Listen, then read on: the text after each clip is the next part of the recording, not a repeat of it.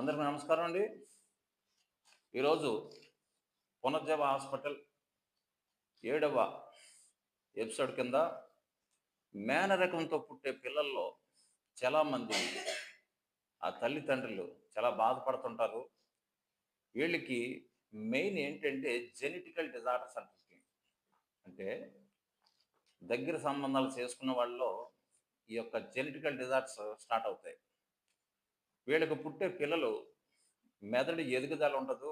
కొంతమందికి కాళ్ళు, చేతులు కూడా సరిగ్గా ఎదగక వాళ్ళు నడవలేరు. ఒక సర్టెన్ ఏజ్ వచ్చేదాకా వాళ్ళు వాళ్ళ ప్రపంచంలో ఎలా బ్రతుకుతున్నారో వాళ్ళకి తెలీదు. మెయిన్ ఏంటంటే వీళ్ళకి ఒక మానసిక రోగంలో ఉండిపోతారు వాళ్ళు. తింగర చూపులు చూసుకుంటూ, పిచ్చి చూపులు చూసుకుంటూ, సొల్లు కార్చుకుంటూ ఈ పిల్లలతో ఆ తల్లిదండ్రుల నరకం అంటే ఏంటో లేదు. భూమి మీద ఈ పిల్లలతోనే పడుతుంటారు.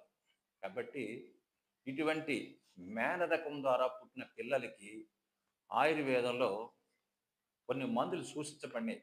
ఉదాహరణకి చెవిటి, మోగ, నత్తి అంటే మాట్లాడిన వాళ్ళకి, నత్తితో బాధపడుతున్న వాళ్ళకి, వినపడిన వాళ్ళకి ఎటువంటి చికిత్స చేస్తామో ఇక్కడ మేనరకంగా పుట్టిన వాళ్ళకి ఎంచక్కా కూడా మానసిక రోగులుగా వీళ్ళు ఉంటారు కాబట్టి మెదడు ఎదుగుదల అంటే మానసిక స్థితి వాళ్ళకి మెదడులో ఉన్న నరాల్లో మార్పు తీసుకురావడానికి కొన్ని ఆయుర్వేద మందులు ఉన్నాయి.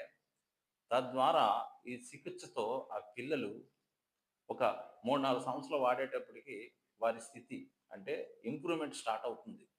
తద్వారా వాళ్ళు గత స్థితి మీద బెటర్ పొజిషన్‌కి వస్తారు.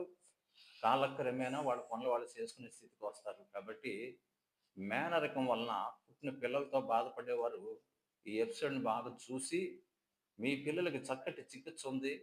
మీరు దీన్ని వినియోగించుకుని మంచి చికిత్స కోసం సంప్రదించండి. Thank you.